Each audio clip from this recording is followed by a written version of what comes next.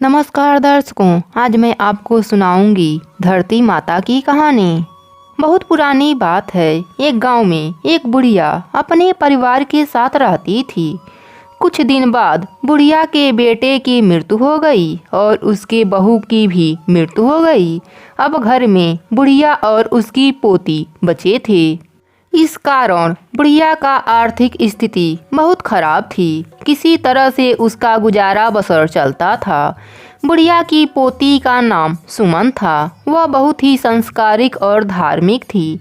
एक दिन अपने सहेलियों से धरती माता की कहानी सुनी तो उसने भी घर आकर लोटे में जल भरकर उसमें फूल डालकर अपने दादी को भी धरती माता की कहानी सुनाई।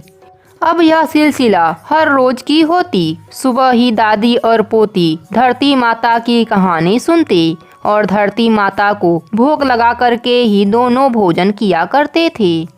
अब सुमन बड़ी हुई, उसका विवाह हो गया। जब वह ससुराल जाने लगी तो दादी ने लोटे में जल भरकर और फूल डालकर दे दिया और कुछ भी नहीं दिया, क्योंकि बुढ़िया के पास कुछ भी देने को नहीं था।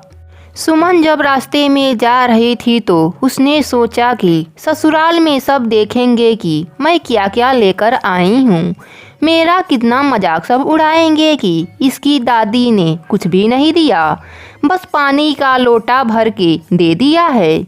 सुमन रोती और धरती माता से कहती, माता मेरी लाज बचाइए। धरती माता ने सोचा कि यह बचपन से ही मेरी परम भक्त है, इसके कष्ट को हमें मिटाना ही होगा, नहीं तो कलयुग में मुझे कौन पूजेगा। सुमन रास्ते भर धरती माता की कहानी कहती और थोड़ा सा जल जमीन पर गिराती। जितनी बार कहानी पूरी होती उतनी बार उसके शरीर पर अनेक प्रकार के मोतियों से जड़ा गहने सज जाते। सुमन खूब पहन ओढ़कर ससुराल जाती है। सब ने देखा तो बोला, बहू तो बहुत ही अनमोल गहने लाई है।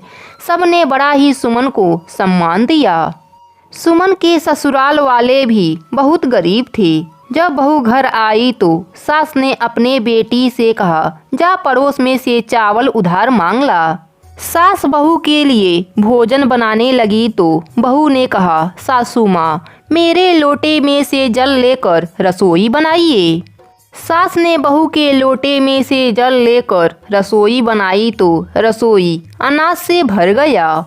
सास ने कहा, बहू भोजन कर लो। बहू बोली कि ससुर जी ने नहीं खाया, आपने नहीं खाया, पति जी ने नहीं खाया तो मैं कैसे खा लूं?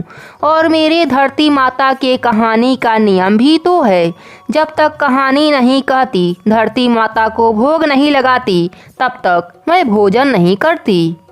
फिर सुमन धरती माता की कहानी कही, सबको सुनाई, जिससे उसके घर में अन्य धन का भंडार भर गया।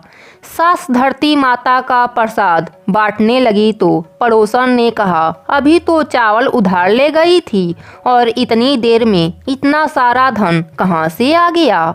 सास बोली, मेरी बहू धरती माता की कहानी कहती है, धरती माता की कृपा उस पर है, उन्हीं ने दिया हमें इतना धन। इस प्रकार सुमन के सास के साथ पड़ोसन और सारे गांव वाले धरती माता की कहानी सुनने लगे, जिससे सबके घरों में अन्य धन का भंडार भर गया।